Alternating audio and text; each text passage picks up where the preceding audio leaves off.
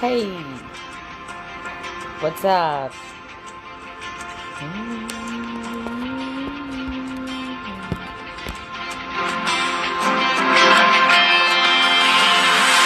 ugishije umwirongingane torero mukomere icumbi ribaye amayobera amapfa afashe intebe abahinduye benshi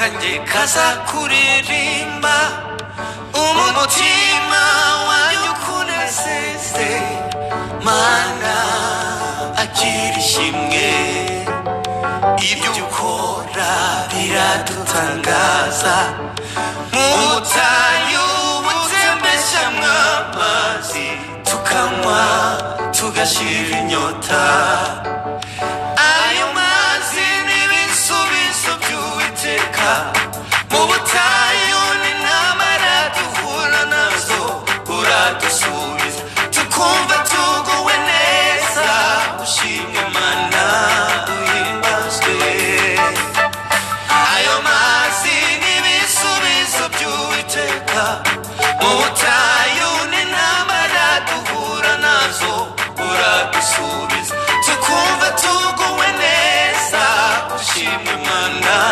uhimbazwe. Hallelujah. I'm thankful.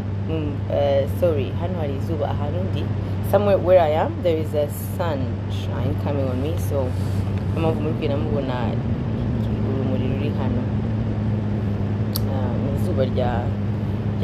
yes, so I did my hair.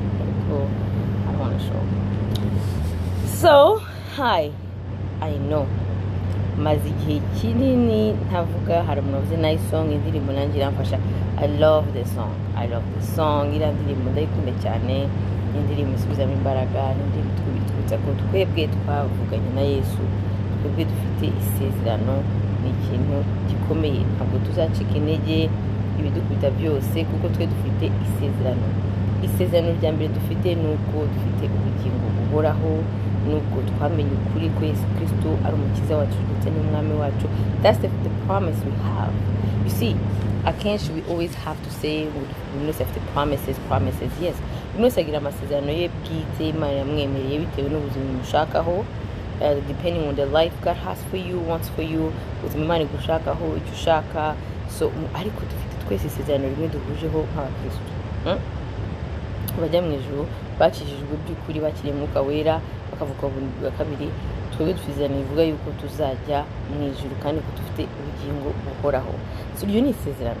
Iriya ndirimbo iramfasha cyane nanjye kwibutsa yuko twebwe dufite isezerano, nta mpamvu yo kuhangayika, nta mpamvu yo gucika intege, ntibibura kubera turi mu buzima bugoye, ariko si byo bituranga. Twebwe turangwa twibuka ko tubyutse, ko twicaye, mbese ibyiringiro byacu ni iryo sezerano twahawe dufite.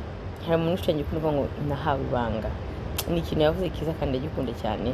Natwe dufite ibanga, hari ibanga tugendana, ibanga ry'uko dufite ubugingo buhoraho, ibanga ry'uko dufite isezerano ritazakurwaho n'ibihe, bitazakurwaho n'ubuzima bubi tuba ku isi, bitazakurwaho n'indwara, bitazakurwaho n'uko abantu bakukunda cyangwa bakwanga.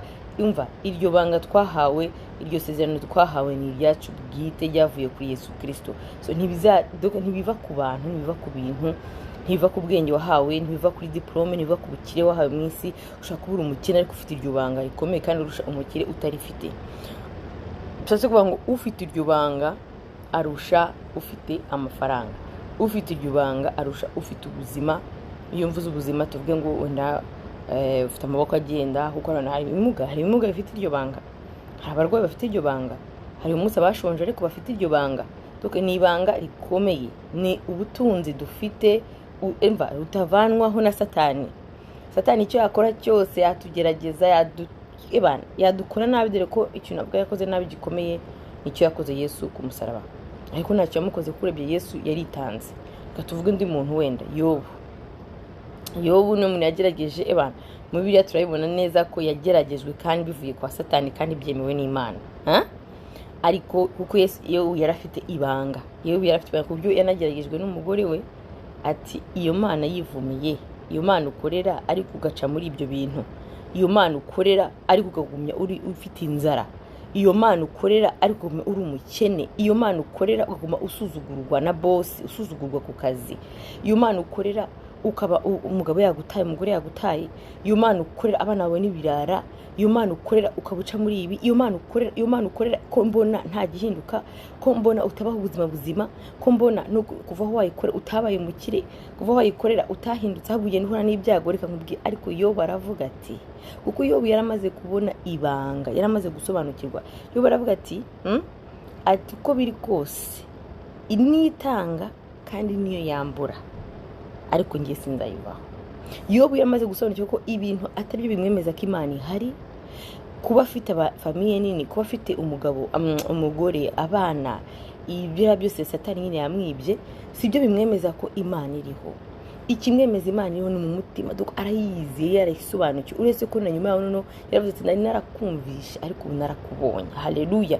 Bize kuvuga ko kuva yaraciye muri ibyo bigerageza akihangana paka Imana imusubije, aticirinza, kuko nta hantu ubona Yobu yagiye kwicira inzira ngo ajye mu bapfumu, ngo ajye gushaka abandi bapasiteri bamucisha izindi nzira, cyangwa ajye gushaka ngo ibintu bitagiye kitaragera, cyangwa ngo foruse. Oya, yagiye mu gusenga, ahubwo arasenga, ahubwo ajya kuganira n'Imana ati we mbwira byagenze gute. Urumva abantu bashaka kumuca intege, bamubwira yuko ari kubera yakoze ibyaha, bamubwira yuko kubera ko ari umuryango aturukamo, ari bicyo ese it does not matter. Karande tuvamo zose, it does not matter umuryango uvamo. Reka niyo wava mu maryango w'abapfumu, babandi bapfumuza bagapfumurika, bagapfumurira hehe sinzi iyo bajya gupfumura, urumva ni kuzima bakahapfumura. Ariko Yesu yakugendereye, ntabwo ikibazo cy'abapfumu cyakubera ikibazo. Yego barakubataka, rega bashobora kukugerageza, ariko byose n'ibigeragezo nyine biva kwa Satani. Si ukuba ko wowe uva muri famiye y'abapfumu.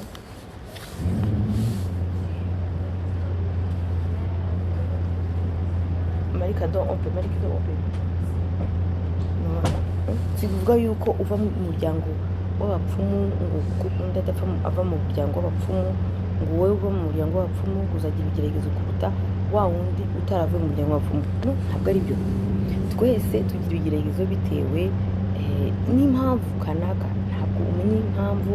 Naravuze ko hari ibigeragezo biza ku muntu come to you kubera ko tumviye Imana, hakaba hari ibigeragezo biza kubera nyine bigomba kuza kugira ngo bikomeze mu gakiza, bikuze, cyangwa hari karande zigomba kuvaho. Can you guys don't go downstairs? Numva. So urumva rero Malik, go downstairs please. Go downstairs, I said. Sorry. So urumva rero dogo ntabwo tugomba rero kumva ko wavuye aha twaturutse aha situation turimo, ibyo nibyo bishobora gutuma amasezerano yacu atinda. Nta kintu Imana itakora ibishatse. Ntabwo ikeneye manipulation zawe, ikeneye ko uza kwimanipula. Hari ibintu bijya ducamo igihe kubera kutamenya Imana no kwisobanukirwa, wowe kumva kandi burya Imana ikigusaba ni uko imaze kubyumva. Nyine nicyo turwanywa, nicyo kiturwanya, kutayumvira no kutayikorera ko icyo tubajije, kutayizera by'ukuri. Ariko tuyizera twagira amahoro, tuyizera iratubwira ibyo tugomba gusengera, ibyo tugomba gusengera, iratubwira ibyo tugomba, aho tugomba guca n'aho tutagomba guca. Ni Imana ivuga, kandi Imana ikunda abayo, kandi Imana ifite umugambi wayo ni ukugira ngo twe dukizwe kandi tuzagerangize tugire iherezo ryiza. Ni ukutuyobora. Niyo mpamvu yavuze ati Yesu azategeka dusubire mu ijuru, atubohereze Mwuka we, kuko ndi hano ntabwo bose baba bari hano, kugira ngo Mwuka we azaba yite atwereke inzira ijya mu ijuru. Ni hano ushobora kwicara ukwete ugiye kuzana, hano wicaye kubwira ati haguruka ugihari ukora iki, ariko wenda tukazana amayujike yacu ngo atari ko nyine byagenze. I think ibintu nyine byinshi bituma tutagera ku cyo Imana yaduhamagariye gukora, ni ukubera gushaka kumenya mu buryo runaka, kandi ubwibone buriya niba ufite umwuka w'ubwibone yakomeje niwe kwica niwe kugamika kwica Satani. So navuga rero twebwe dufite ibanga rikomeye, twebwe twamenye dufite ikimenyetso cy'amaraso Yesu Kristo, dufite Yesu Kristo umutima w'ijuru, nta imihanda biraza, amashanyarazi akaza, twubakiye ubutaka, twubakiye umusenyi nk'uko Yesu yabivuze, bizasenyuka nyine, ntakubakiye ubutaka. Ariko twe dufite ibanga rikomeye, nuko dufite agakiza, dufite promesse, dufite yuko iherezo ryacu ari hejuru, ntabwo ari ku isi, ntabwo ari ku isi ya Kristo beza. Dukorera isi nk'aho ariho tuzarangiriza, ntabwo ariho tuzarangiriza. Ikindi cya kane, kuri iyi si nta mahoro tuzahagirira, ahubwo twe tugira amahoro muri Yesu Kristo. Abana ku isi ntikwitega kugira amahoro ku isi, ubwo niba uri umukristo witega kugira amahoro ku isi, uri umukristo wamaze kudasobanukirwa ijambo ry'Imana, utanasobanukirwa Imana iyo ari yo na Yesu Kristo, cyangwa warayobeje kubera bakomeje nyine kubigisha hari inyigisho so nta mahoro uzagira ku isi niba ari urashaka. Niba uri umukristo Satani ari kwiba Imana abantu byagakiza, urimo arakuzikazima amafaranga, akuzikazima abagore cyangwa abagabo, akuzikazima y'ubwibone bw'inyuma bwiza, iki si byose nyine kugira ngo wumve ko ufite aho wifufira, wumve yuko wuzuye, wumve yuko wageze, wumve ufite amahoro. Ayo mahoro yasashe gusa iyi si nta mahoro atanga, nayo ubwayo yaravuye babivuye bikwiye ijambo ry'Imana rikwiye kuvuga yuko isi yaravuye, wasuye uragowe, Satani imbere doka ngo isi yaravuye, nta mahoro ayibamo, nta n'ayiteze kuzabamo, ahubwo bigiye kuba bikurusha mbere. Umukristo wuzuye ubwenge ushaka kuri ubugingo bwe yajya mu gakiza neza, umuntu agahitamo neza, ugahitamo inshuti, ugahitamo ingendo, ugahitamo ibyo ukora, ugahitamo uwo mubana. Uwo mubana we ni ibintu bikomeye, kuko nubana n'umupagani mu bihe bigiye kuza, umukristo ufite ibyago bikomeye, kuko uza akaga kenshi cyane kubana n'umuntu ukabona ikintu kimwe gukora, mukabona imana kimwe, akavuga wowe ufite umupagani kumwirukana, cyangwa ngo ashatse kukamwirukana kagume, ariko Imana ashatse kumwirukana agende, nta n'ikibahuje. Ariko kuba ari Mariya w'Imana batubwiye ukuboko kwa Imana, ni kuvuga abatarakora yaje, cyangwa tuvuge abamaze kutuguza, abari separe, impamvu kuko bari separe, cyangwa divorce mu buryo bwemewe n'Imana. Bana bari divorce, bari separe, bitewe kuvuga ijambo ry'Imana. Ijambo ry'Imana twemerera n'ibitewe n'ibyabaye n'iki. So tuvuge uri muri gahunda nziza, biremewe n'Imana, uri separe, divorce, umukristo, cyangwa wenda divorce umukristo n'ubwo wabaye umukristo, utekereza kongera gushaka cyangwa gushaka. Oh my God. Sawa, thank you. Gushaka cyangwa gushakwa ni ngombwa ko dushakira muri Yesu Kristo, dushakira muri Yesu Kristo. Ni ikintu gikomeye, ni ikintu cy'ingenzi, kuko amahoro yacu ntabwo abonerwa mu bintu, ntabonerwa mu bwiza bw'inyuma, ntabonerwa mu mafaranga. Amahoro yacu abonerwa muri Yesu Kristo. Yesu yavuze ngo ndagiye, ngo I'm leaving, ngo ariko mbasigiye amahoro yanjye, ngo amahoro adatangwa n'isi. Nta rindi jambo risobanura ryumvikanya impamvu duhura n'ibibazo muri ino si.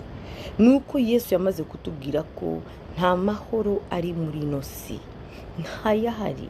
N'ayahari ni ukubera iyo Mana yaje kudukiza, ariko umunsi Mwuka Wera azamuka, ngo akazamukana n'abakijijwe tukajya mu ijuru, muzabona ikizaba ku isi. Kuko mu isi urumuri ruhari ni twebwe, urumuri ruhari ni kubera iyo Mana, n'urumuri ubona ruhari rurwanya uyu mwijima no gukira abantu bagakira, ejo hakaza iki. Ni bwa buntu bw'Imana bukiri ku isi, ni bwa buntu bw'Imana tukibamo, bukiba mu isi nyine, buri ku hovering over. Mwuka Wera ari mu isi nyine, ari gukora hirya no hino mu bantu, ku bintu, ku bantu. Ariko umunsi azagenda, wowe uragowe, utarumviye Imana, wowe urago wishinze iby'isi ukabigira ibigirwamana, ukabigira imana yawe, ukigira umunyabwenge wa hatari, ukumva ko udakeneye imana, cyangwa ukayikorera rimwe gusa ubundi ukumva nta kibazo ufite, uragowe. Kuko umunsi ibyo byose imana izavana ku isi ikaduhamagara twe twayemeye, twebwe turwanye nk'uwo, ariko tukarwana na satani nanone amembe itadukoresheje mwuka wera udufashije, tukazamuka mu ijuru, uzahita ubona diferanse. Rero burya ntuzahita uvuga uti my goodness, burya nabagaho, burya nahumekaga, burya n'amahoro make nari mfite, yari kubera ubwiza bw'Imana, ubuntu bw'Imana bwari bukiri ku isi hano bukorera mu bana bayo. Haleluya. Rero twebwe dufite ibanga rikomeye, bakristo beza. Reka mbabwire ibihe tugiye kujyamo, wikwiringira ibintu, wikwiringira umuntu, ahubwo igakwiringira Imana hakiri kare, kuko ibihe tugiye kwinjiramo ni ibihe byo kumenya abakristo b'ukuri n'abakristo b'abapagani. Ikindi ni ibigeragezo tugiye guhura nabyo bizerekana wowe kweri wizera nde wowe ubwawe. Nimba wizera impiya, wa mugani yuriya muririmbyi w'umukristo, nabaje se impiya bivuga icyo? Bambwira ko bivuga mu mafaranga.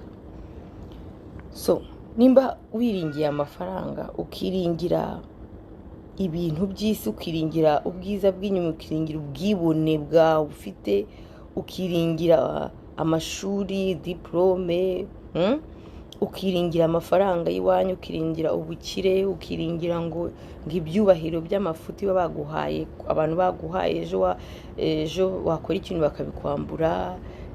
Haravuga ngo havumwe umuntu wiringira umwana w'umuntu. Siko bavuga. Kubera iki? Kubera yuko ntabwo wakwiringira umwana w'umuntu uvuge ngo uzaba, kubera nyine umwana w'umuntu arahinduka bitewe n'ibihe, ntabwo turi parfait twese, donc kubera ibihe turahinduka, ariko kubw'urukundo rw'Imana ikaturinda. Amen. Rero tumenye yuko dufite ibanga ryacu ry'abakristo b'ukuri ntabwo ryiringiye mu kumenywa. Ufite eglise nini, hari ibintu byinshi twiringira nk'abakristo, ugasanga mukabure nta nubwo kidukorera mu masengero yacu, kuko dufite amaporogaramu, ariko Imana ishaka abantu bacishije bugufi, bafite imitima y'iguru. Byose bizanamo porogaramu, bizanamo amaprincipe, ariko nanone ntibigomba kurenga ngo utangire ugire itorero ibyawe, ushyiremo ibyo Imana itashyizemo. Buriya mwuka wera ikintu yifuza ni uko tumwumvira, ngo ni umuyaga, ngo rimwe akora gutya ubundi agakora gutya. Ntabwo ari umwuka ukora buri gihe kimwe, ikora uko ishatse. Ariko niba mwaramushyize muri box imwe, tukumva ko igomba gukora gutya nta kundi, aho uribeshye cyane. N'umwana w'umuntu ntabwo akora bimwe. Sinemeze yuko ibyo nakoraga mu myaka 3 ushize ari byo nkora. Hari ibyahindutse, hari ibyo nahinduye bitewe n'ibihe. Hari n'abantu bamwe mpuye nabo ntabwo nitwara ku bantu bamwe kimwe. Nkambwira ngo nahura n'umukobwa w'inshuti yanjye, afite inshuti yanjye magara cyane yitwa Gisele, uko mwifataho siko nakwifata n'undi mbonye ejo w'umukobwa. Donc kubyumva rero ntabwo bamwe ngo arine yifata kimwe mu bantu bose n'ibishoboka, biterwa n'uwo ari we na relation ufite n'uwo muntu, n'ukuntu twumvikana, n'ukuntu tumenyeranye, ni kimwe na mwuka. Niyo mpamvu tudashobora kumushyira muri box imwe, twuko ubyura ndagomba kuvuga gutya, Marida agomba kuvuga gutya, Mercredi Dimanche agomba kuvuga saa 1, saa 2, saa 5 igihe cyo kuvuga ijambo ry'Imana. Simvuga ko porogaramu idakorwa, ariko twige no kumva umwuka wera, tumurigiye avuge akora icyo agamije gukora mu bana bayo. Haleluya. So make ibyo tuvuga irangiriro uvaga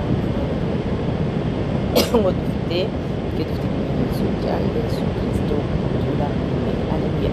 So Kamungu Wemba, nice song, yamfasha cyane, yamfasha cyane.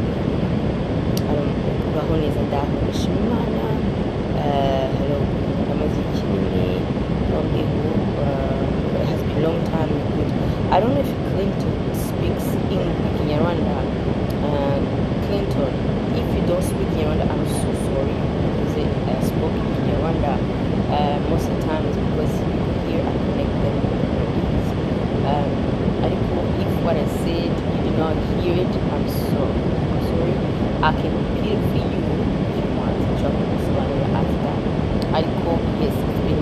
time, that is true. Long time I did not come here. After my dad died, I don't know, it's just like something shifted in me. I've been really working on myself a lot. So I don't know. But New Year, I'm coming back because now I realized that I have to come and share what God is doing in our lives.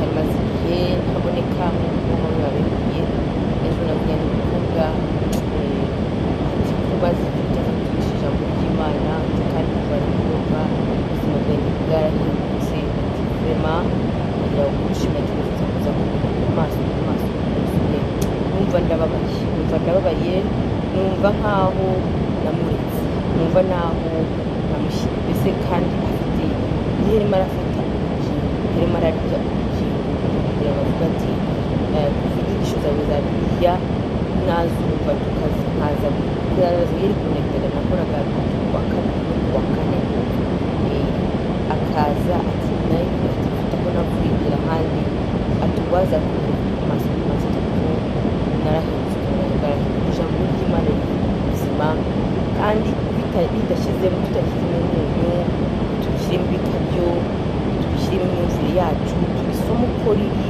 tubyacu uko riri turibwire Imana dusobanure ariko dufite umutima wo kubaha ijambo ry'Imana kuko ntacyo bivuze ntacyo bimaze it's useless, it's a waste of time yo guta igihe kujya gusoma ijambo ry'Imana ariko utagamije kujya kukiga utagamije kukumvira kuko imbaraga ziri mu kumvira no gupratika icyo bivuga. Donc ni uko mvuga ngo ujya gusoma ijambo ry'Imana tubwira kwiba n'icyaha wowe ukajya gusoma gusa ese kwiba n'icyaha ukabura byinshi ko kwiba ari icyaha ariko ntubikore ntubikurikize aho ugashaka kukitika kubiha impamvu zo kuvuga ko ari ikibazo kiba gihari ariko niyo ugikoze umenye ko ukoze icyaha ntushake kukitirira so guhinduka rero k'umukristo kuva mu gusoma ijambo ry'Imana ryamara kurisoma akaryakira kandi akarikurikiza mu kwizera nubwo bwose muri ako kanya ryaba ridafite sense ritamakinga sense utasobanukiwe impamvu Imana igusaba gutyo byibukana nitandukana n'umugabo bavuga akenshi iyo muvuze ntaramurika aho ntacyo muvuze muri tema mu buzima bwanjye mumenye ko ngiye buriya nimariye mfite imyaka 18 nari muto cyane very young mbyara mfite 19 ndabyara impanga mfite 21 nongera kubyara noneho nujuje kumva ejo bundi hashize imyaka 3 urumva nabyaye nyuma y'imyaka 10 nabyaye mutoya so urumva ubuzima bwanjye bwose gukura kwanjye atitude yanjye umukobwa kugera ku rugamba nari mari donc témoignage zose mfite zijyanye n'ibyo bintu ntazi bifite mu Mana niyo mpamvu rero muguma kumwumva muri komantire bavuga ngo bivuze yewe n'ababyumva bavuga it's not you who are to move on cyangwa se cyangwa umurimo ntaho ya vrema ya Imana yaranyijije n'ubundi kumenya nzatanga n'ukuri ndaruhutse kandi nawe wiyakugira ahubwo ni ubuhamya mba ntanga kugira ngo dufashe kuko nibwo buhamya mfite ntabwo ubuhamya mfite rwose umwe nawe kuko niho nakuriye nibyo nakuriyemo Imana yanangendereye ibigerageza niho byavuye kumenya gukura mu mutwe niho byavuye rero Imana ikubakira ku buhamya nibushyika icyo gihe nabwo wenda ngo uzavuga ariko jusqu'à maintenant nibwo mfite amen. Urumva rero niyo mpamvu tugomba gutandukanya tukabona waduze neza tuva mu bintu by'ubwana ya tugashimana niba rero tunajya kuvuga ko tugomba kumvira Bibiliya tugakurikiza icyo Bibiliya kuko gusoma Bibiliya ntacyo bimaze ariko utayikurikiza. Ibanga riri mu gukorera kumvira Imana mu ijambo ryayo. Amen. Ari ngiye kubaha example ndayibagiwe. Umwuka wera amahorera kunyibutsa ko maze buriya icupa n'ibiziba basimva kuvuga, ariko iyo nibutse ikintu nkabyo gifite impamvu. Imana imbabarire ize kunyibutsa ikintu naringiye ize volume. Oh, I'm so sorry.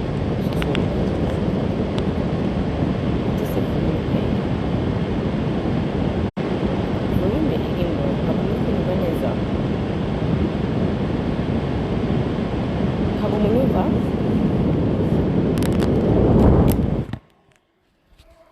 Ntabwo munyumva neza. Volume. I am blessed. Wambwira nimba volume uri kuyumva neza noneho, kuko ni ukuri irimo. Hagira umuntu umbwira ko volume ayumva neza.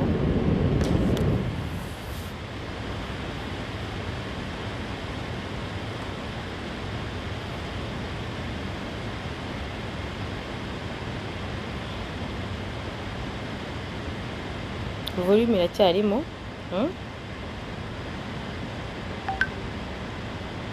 Better? Okay. Nanayishyizemo ubu ni sawa. Urambwira ko biriya byose ntabwo mwumvaga. So uwambabara akanyibutsa icyo nari ngiye kuvuga ku byerekeye ngiye gutanga example, ariko nari ngeze hano kuvuga yuko Mwuka Wera twibutse y'ukuntu en fait ibanga riri mu kumva ijambo ry'Imana.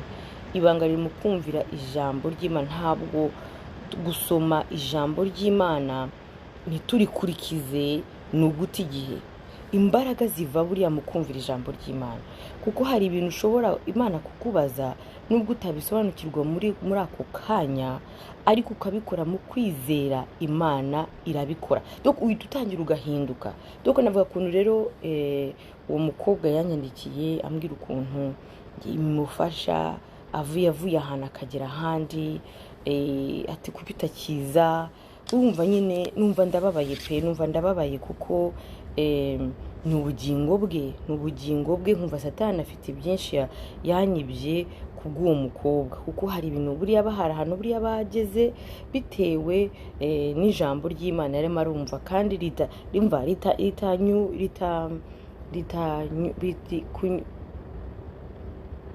ritavanye mu kavuga ritavangiwe.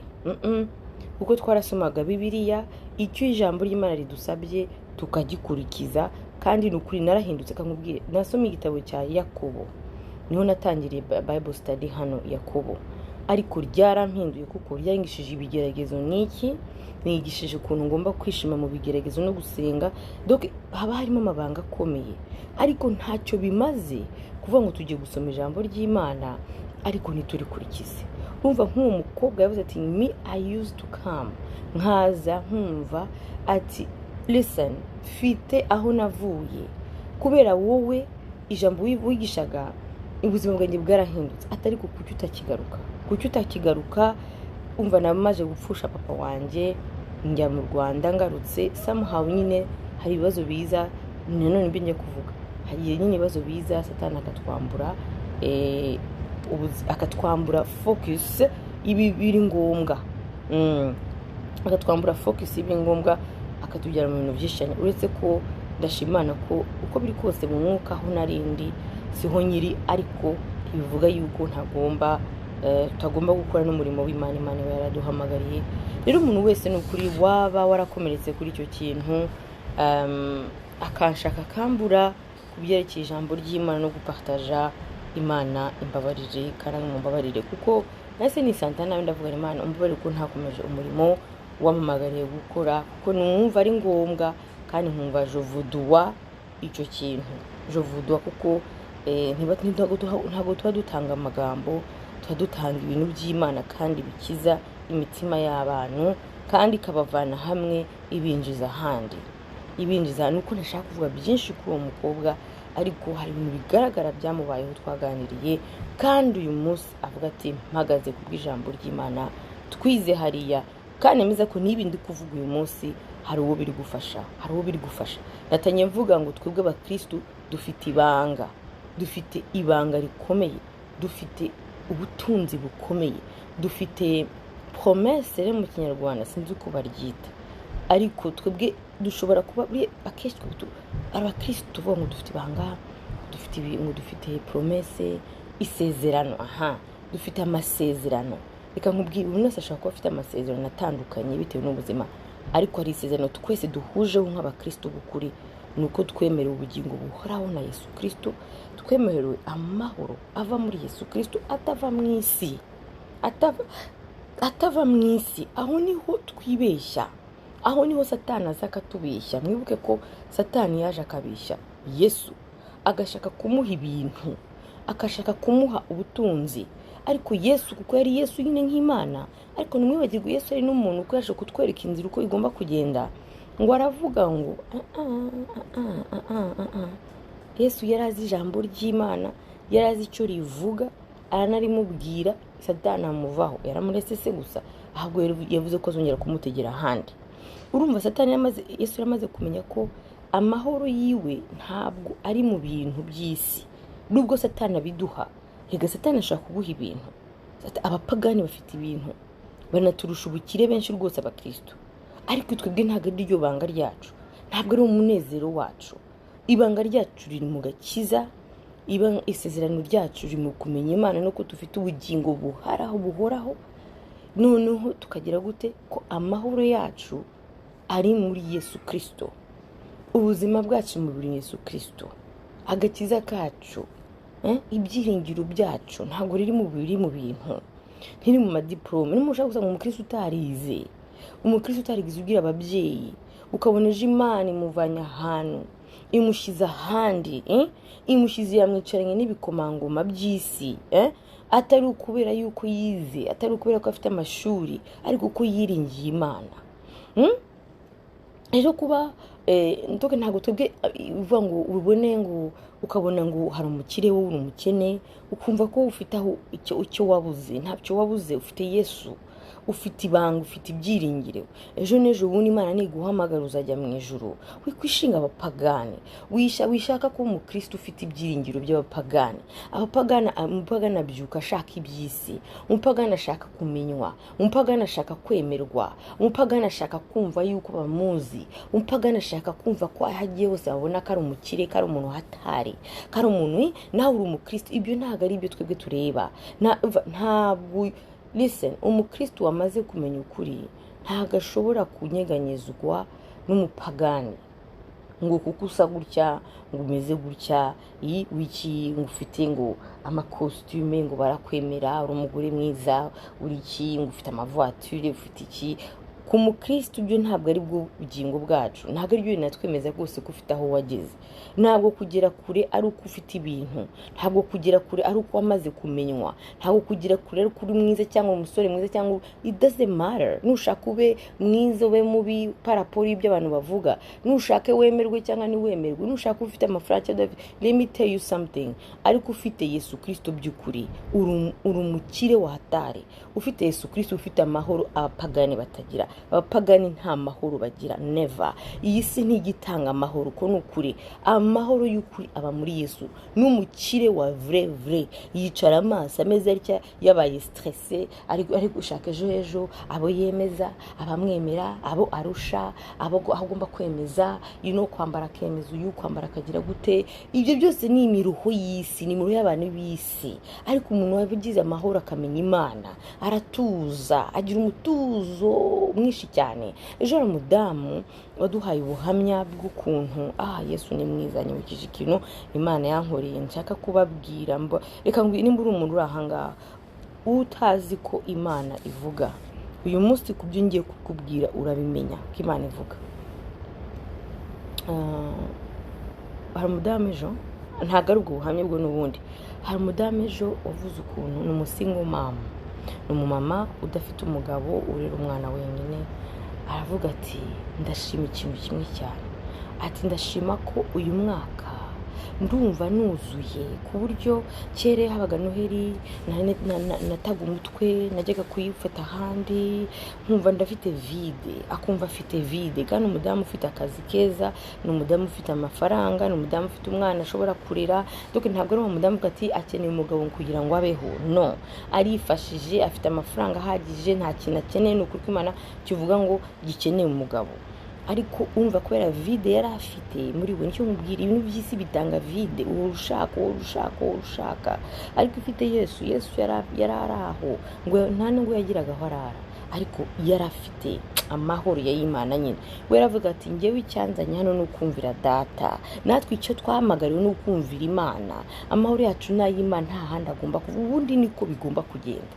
So niba ugifite vide rero wo mukristo, ukaba ugishakisha ibintu abantu bakwemereye, bakumve, bagukunde, ufite ikibazo gikomeye. Ugomba guhita wibaza agakiza kawe gahagarariye kuki? Ese kuri wa mukristo wagiye kuri Yesu gushaka ibintu gusa kuko barahari nabo? Kuko Yesu yaravuze ati se namwe mushaka kugenda? Nta muntu Yesu yinginga kumukurikira, hamukurikira umushaka, utamushaka aragenda. Kandi nawe numukurikira uri fake, ni ibibazo byawe, uzarangiriza aho watangiriye. Ndahari kabisa. Amen Kevin. Haleluya. Nkunda Kevin yaje kabisa. Amen. Imana iguhe umugisha, kandi ubushize badusabira, nkunda kukunda no kubaza ibibazo, Imana iguhe umugisha. So urumva rero, navuga nti umudamu aravuga ati uyu mwaka ati ndashima ikintu kimwe, ndashima ko niba nuzuye amahoro y'Imana. Ndumva nuze ku buryo ejo nicaye nkakora fete n'umwana wanjye, nari mfite ama-invitation nk'abiri-atatu, numva ntashaka kujyayo, ahubwo nigumira mu rugo n'umwana wanjye, noheri nyirangizana na Yesu. Numva nduzuye, numva mfite amahoro, numva ndanezerewe. Reka nkubwire, dore kwakira Yesu rero, dore ibanga ryo kwakira Yesu by'ukuri no mu mwuka, dore ibanga ryo kuba umukristo wa vrai, umukristo wamaze kwakira agakiza. Ntabwo ari umukristo ushaka ahantu ibintu byose byashashagiranye, ahantu hose byatse, ahantu hose. Ni umukristo ugenda mu buzima Imana imuhaye, arabwakira kandi akabwakirana umunezero, kuko twebwe ntabwo ibyiringiro byacu biva mu bantu, mu bintu, biva muri ya mahoro ya Yesu Kristo. Wamaze kugera kuri urwo rugerero rw'iryo shimo, ariko bifata kwiyemeza, bifata gukurikira Yesu, bifata gukurikira ijambo uko riri, bifata kwitandukanya n'ab'isi n'abapagani bo mu rusengero, bisaba kwitandukanya n'ibintu byose biza kwishushanya, bisaba, kuko damu ndamuzi yihaye Yesu, akaza mu rusengero arasenga, none imbuto rero ya Mwuka Wera iri gutangira gufata ubuzima bwe, ikaburenza umubiri wiwe n'ibyifuzo by'umubiri. Amen.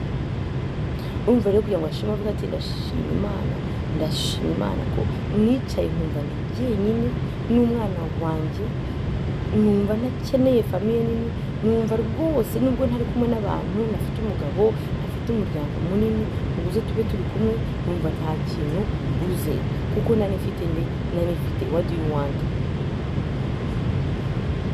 Come here. Oh, okay. He has to wait outside. Joshua can't see him. Yeah, of course. No, I'm still online. Let me know. So, yumva rero Imana, kuko yari afite Imana mu mutima wiwe, yumva aranezerewe. Nicyo mbabwira, abakristu bayobye, n'abakristu bararira ibintu by'isi, n'abakristu babonye nta bintu by'isi cyangwa se badahuje n'abandi, batubwenge, bakumva nta buzima bafite. Ni gute ushaka kumbwira ngo ufite Yesu muri wowe, ufite Yesu Kristo kuvuye ku buzima ufite, ukarira mu kazi, iyo ushaka ufite Imana mu mutima. Ibyo ntabwo ndi kuvuga ngo abantu ufite Imana ndasinze, ariko ntabwo buri byiringiro, ntabwo sinzi uko muri kunahura, ntabwo buri byiringiro, kuko twe dufite Yesu. Cyangwa uvuge ngo ugiye kuva mu gakiza, cyangwa ukompromise ni ukuvuga ngo wishushanye cyangwa ugabanye iby'agakiza kugira ngo use nk'abisi, cyangwa baguhe opportunity yo kubakorera nawe ubemerere, ukubera ko wabuze ukurya. No, Yosefu ufitira kuri Yosefu ntabwo yarinze kwiyaguza kugira ngo Imana imuzamure. yosefu ntabwo yarinze kwiyamira ndetse n'abahungu ngo ni shadarake meshake medera wareva medrega yari amazina aransetsa cyane ariko yaravuze ati imana yadukiza itadukiza twebwe ntabwo ituzi ntabwo dupfukamira bayari idupfukamira bayari irumva rero nta kintu gishobora gutuma ujya kujanduza wowe ukabona murazamuka muri sosiyete ukabona murazamuka muri kimana ubonye amafaranga uvuye mu gakiza ubonye imana yaguhaye ubu ni satani waraguhaye uyu muvumo hari ibintu tugira mu buzima wowe ukagira ngo ni umugisha ariko ari imivumo ikujeho kugira ngo ukuvane mu gakiza satani yashatse guha yesu amazu biramubwiza ndagubu ni ubukira bwose none se kuki abimubwira nimba atarafite ubushobozi bwo kubimo nuko yesu satani yari afite ubushobozi bwo kubiha umuntu rero ntabwo ari ubukire bwose buva ku mana ntabwo ari success yose iva ku mana ntabwo ari amafaranga yose ava ku mana no ntabwo ari imiryango yose yarabagirana iva ku mana hari izi ije kukuruha mu bintu ije kukuruha kwa satani wowe ukabigumamo ukagira ngo ni imana ukazabyumva nyuma y'imyaka nk'itatu utangiye kubona ubuzima bwawe butangiye kumera nabi ugize imana ntinapfirayo ugize ibyago ukora n'amafaranga bagaruka wa muntu w'ikiraro we yafashe umwanya wa se afite amafaranga wagira ngo umugisha abonye agiye gukora ubuzima bwe agiye gukora success yiwe ariko umugisha ntaho uvuye ku mana ni ibintu yihaye ubwe we yarahatirije ati ndashaka umurage wanjye ndashaka iki arabimuha hari ibintu imana igukoresha imana izakureka rwose ushobora kuza gusenga ariko wirirwa ukora amarorerwa ushobora kuza gusenga ariko utakiri muri presence y'imana imana ntizafunga ushobora gusenga dore ntabwo imana izakureka ngo ntujye gusenga ntabwo imana izakureka ngo ugende ngo ntujye mu rusengero izakureka ujye mu rusengero ntabwo izafunga umuryango uri kwinjira izakureka ariko ni ubuzima ni wowe uzi ibyo ubamo uzi ibyo wifuza n'ibyo ukora ibyo ni hagati yawe n'imana rero twige kumvira imana twige umutima wacu ujye wakira agakiza by'ukuri twakira amahoro ya Yesu Kristo tubeho nk'abakristo dushishoze ibyo tugomba kwemera n'ibyo tutagomba kwemera dushishoze kureba by'umwuka n'ibitari umwuka ariko ibyishashanira byose si uko biba biri ku mana na satani afite rwose ubushobozi bwo kuza kuguha ibintu bitavuye ku mana amen. Sorry ni umuntu wari umamagaye haleluya so namuhamagaye nyuma rero tube abakristo banyurwa n'ibintu by'imana kandi dusome ijambo ry'Imana ry'ukuri rero uwo mukobwa ambabarire yuko ntakomeje kuza ku ijambo ry'Imana kandi Imana imbabarire cyane ariko ni ukuri Imana imbabarire kuri icyo kintu nakoze ariko imbaraga zo gukomeza umurimo wayo malgré ibyo umuntu byose aba ari gucamo kuko iyi si nk'uko ndibivuga ni ibintu ducamo tukiga ubwenge kandi ibyo tutwizemo turaza tukabibabwira kugira ngo namwe mutazaca mu byo twaciyemo buriya hari igihe ushaka kuvuga gutya wowe wenda ari gutarabicaramo cyangwa uri kubicamo bikakurinda ingaruka wenda ngiye nagizemo bikakurinda ibibazo ngiye naba naraciyemo wowe ntubicemo kuko Imana yaba yarakugiriye ubuntu ikakwigisha mbere y'uko bikubaho amen.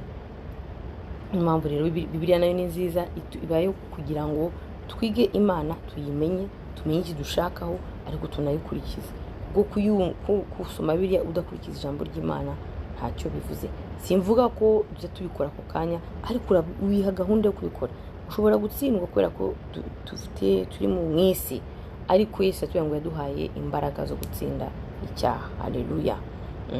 Rero umukobwa umva umudamu navuga ngo afite umwana umva yaranezerewe aravuga ati ngenda nezerewe numvishe rwose ntakeneye kuba nari kumwe n'abantu cyane kumwe n'umuryango kuko numvaga Yesu ampagije muri njyewe tugere mu rwego rero natwe Yesu aduhaza complètement aduhaza muri twebwe tumwakire by'ukuri ku buryo kamubwire ejo nibiza uyu munsi bimeze neza ejo bigatigita tuvuga ati turaho kuko Yesu ari kumwe natwe ejo dupfushije ejo Imana ikijije umuntu turashima Imana ejo amafaranga yabonetse atabonetse tureke kwitutumba tureke kwiganyira abakristo ntagarabiganyira abakristo ntagarabitutumba abakristo nabizera twizera isezerano twizera agakiza twizera Yesu, tuzi ko ahatari iwacu, tuzi neza ko iyi si ari ibibazo, ahubwo n'ibyo tumaze umva nkubwire, n'ibyo tudacamo ni ukubera Yesu adukiza,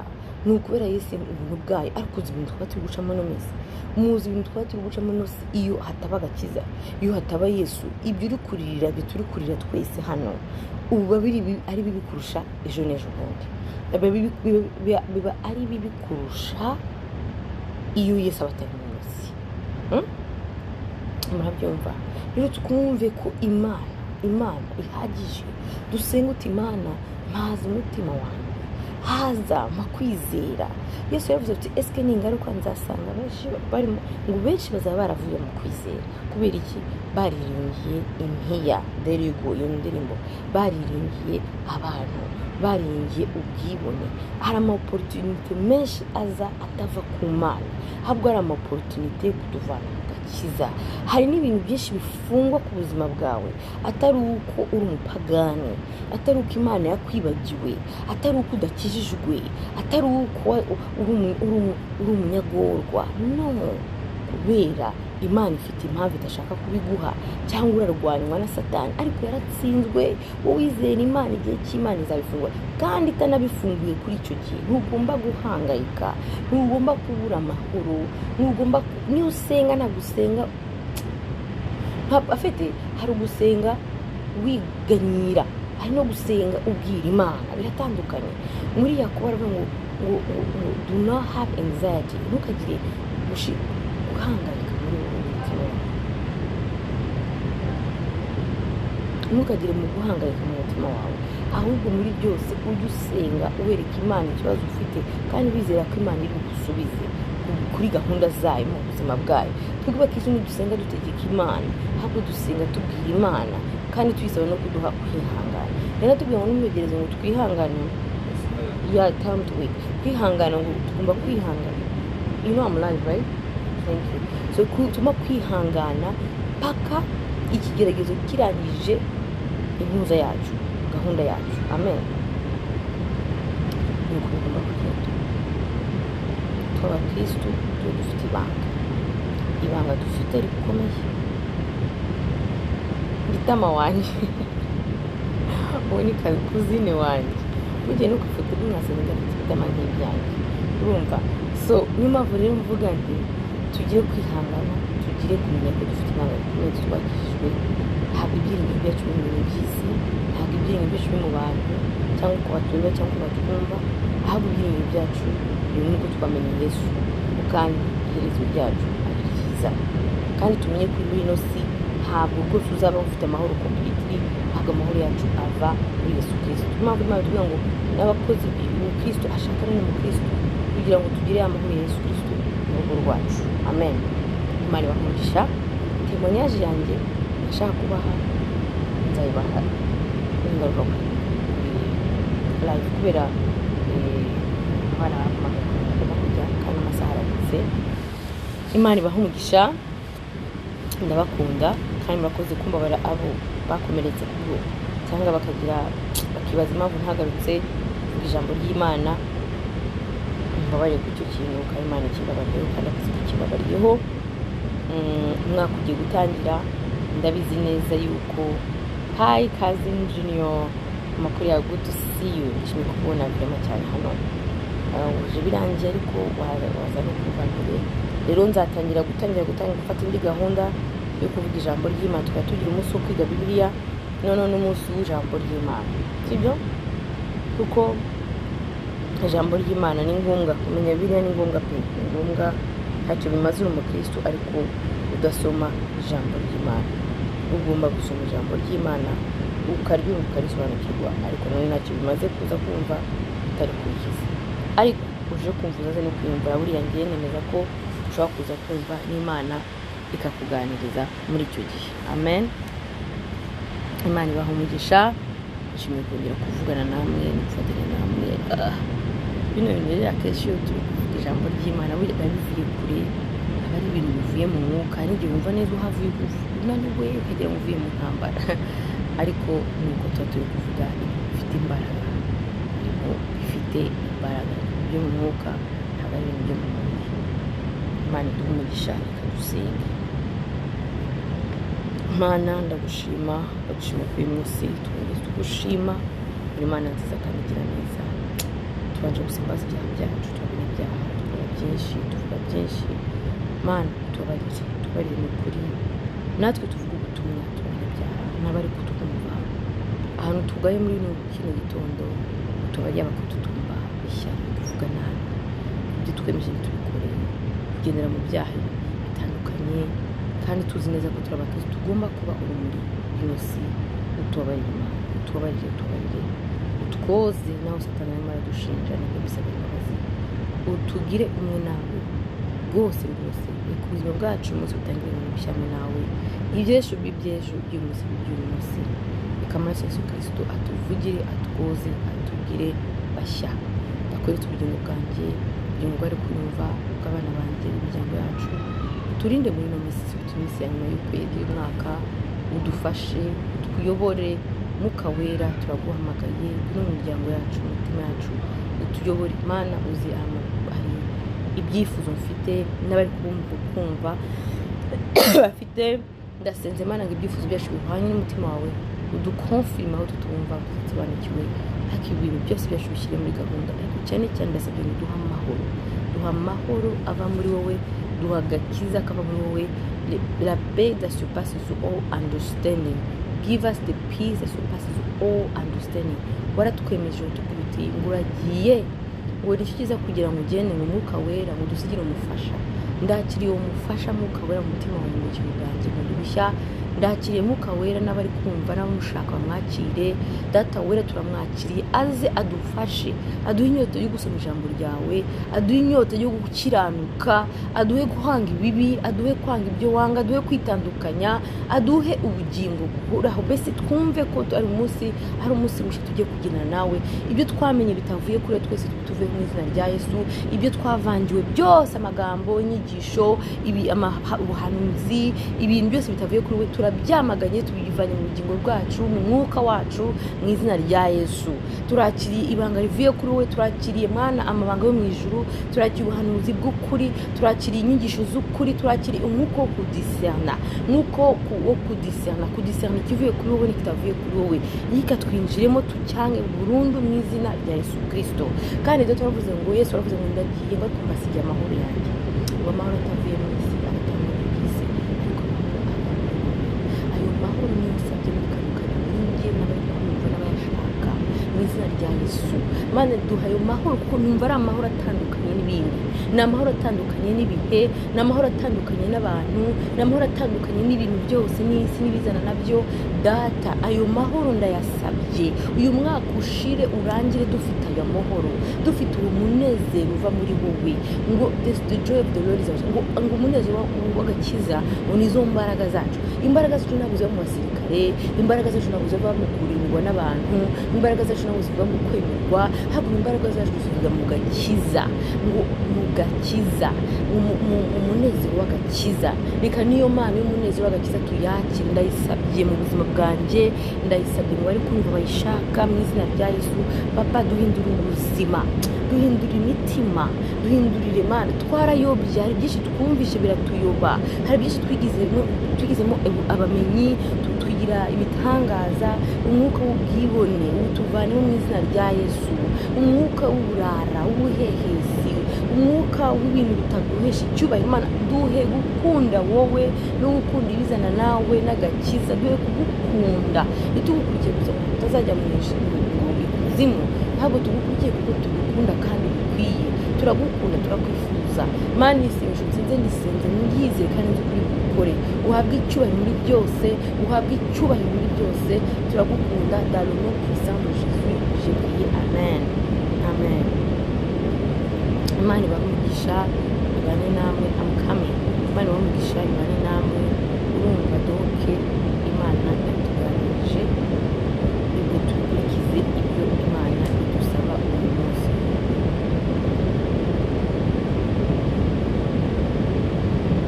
Ese umuntu yashobora kwitandukanya n'ibintu byose biri mu isi? Irankunda byose banditse muri Bibiliya, ariko ubu ndagiye uze kunyandikira tuze kuvugana, ariko birashoboka rwose kwitandukanya n'ibyo bintu byose kubera yuko Imana yitandukanyije ibidusaba. Nta kintu Imana buriya idusaba isi ko kidashoboka. Imana itubwiye ngo twitandukanye n'abakobanyi, twitandukanye n'abantu batagenda mu nzira zimwe, nuko iba izi neza yuko bishoboka. Nta kintu Imana itavuga muri Bibiliya kidashoboka, ahubwo wowe ushaka kudashobokera kubera utabishaka, intege nke, cyangwa kubera kubisuzuma utabiha agaciro, cyangwa kubera nyine Satani akurwanya. Ariko buriya nta kintu Imana ivuga kidashoboka. Imana yavuze ngo twitandukanye n'abantu b'isi, bivuga ngo ntitubakunde, ahubwo twitandukanye n'ibikorwa byabo. Rero birashoboka cyane rwose, Imana iba yavuze ko Imana ibeshya. Ikindi, ese wowe yashobora kwitandukanya n'ibyo usaba? Ese wowe utwigisha witandukanyije n'ibyo byose usaba kwitandukanya nabyo? Yes, ntabwo uvuga ko umuntu turi mu rugendo ariko aho nari ndi sibundi. Nimba mbyigisha ubwo nuko mbyemeza kandi mbyifuza. So hari ibyo nitandukanyije nabyo cyane rwose, cyane cyane mu buzima bwanjye. Hari ibyo ntitandukanye nabyo, ariko intego ni ugutandukanya nabyo byose. Reka mvuge nti yes, nabitandukanyije nabyo birahari rwose, cyane cyane cyane. Ntabwo wambwira ngo ubuzima nabagamo nibwo ntibamo, no. Uvuga ko Satani nyine atakugendera ashaka kukwataka, ibyo narabyigishije, ariko naritandukanyije n'abantu benshi n'ibintu byinshi. Hari ibyo ntemerewe, hari ibyo ntakijyamo, hari ibyo umutima wanjye uba wifuza n'umubiri wanjye wifuza, ariko nkavuga ngo ntabwo bishoboka kuko narakijijwe. So kwitandukanya byo narabikoze kandi bishimira Imana, kandi abisengera buri munsi ngo bikomeze bibe gutyo. Itandukanye nabyo paka rwose, nanabireba nkumva nta nubwo mbifitemo inyota. Amen. Imana ibaha rero, abakunzi gusenga, ariko ndagereka ngaruke mbere y'umwaka ibyo dusenga nkanabahamya ndashaka nzagaruka ryari raturuka mu rundi rwa mbere. Ibyo nzagaruka ejo cyane Imana ibaha. Papu wanjye nkunda, I love it. Gentle papu yanjye, dore igihugu cyanjye ngiki bataje papu yanjye amaloko. Hi. Say hi. Say hi. Gentle. You boy, Joshua. Bye. Okay, murabeho. Babona Joshua. Sawa, bye. Oh, Joshua.